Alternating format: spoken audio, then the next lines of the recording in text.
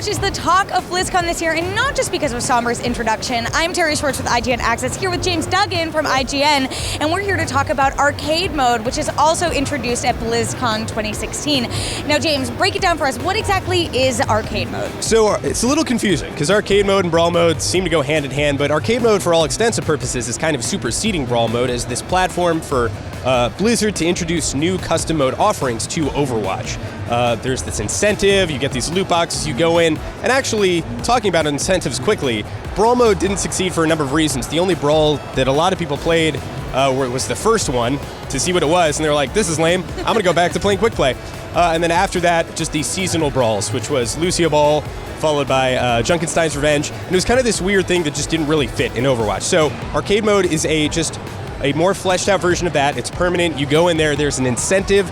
You play a total of nine matches, and then you get 3 loot boxes from those per week. Every week you can come back, check out the new modes if they introduce those. And if you're a really big fan of one of those individual modes, that's all you can do. You can just play that over and over if you want. Now, we know there are 1v1 and 3v3 matches, but what exactly are some of the modes that we're going to be seeing? Sure. So the 1v1 mode, it's worth elaborating on. It's Mystery Hero. So basically, let's say I roll Reaper. Then my opponent will also be Reaper, and we'll fight in 1v1. 3v3 is different. It's elimination. So think Counter-Strike.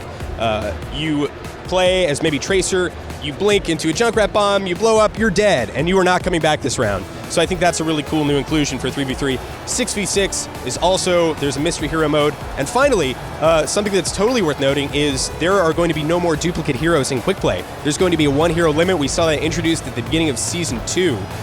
So that's actually just straight up coming to Quick Play. So if you're really into the 6 Winston comp, then you're going to need to go to Arcade Mode to find it. Now, we're still finding out a lot of details about Arcade Mode. Still, obviously, it hasn't been introduced yet, but is coming soon.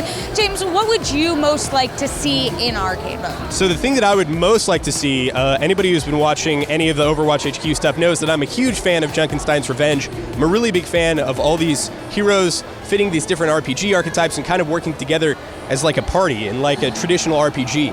And being able to take a little bit of a break from the competitive grind, which is very like grueling and there's a lot of stress, and do something that's PVE focused, it's cooperative focused. I would love to see like custom boss fights. Let's fight a giant future tank. Let's fight a giant Volskaya robot. Let's have these cool cooperative PVE modes in Arcade Mode. That's what I want. So those are our thoughts about Arcade Mode, but we want to know, what are you looking forward to? What do you hope they include this time around? What are you excited about? So let us know in the comments below. And for all things BlizzCon and Blizzard, keep it here at IGN Access.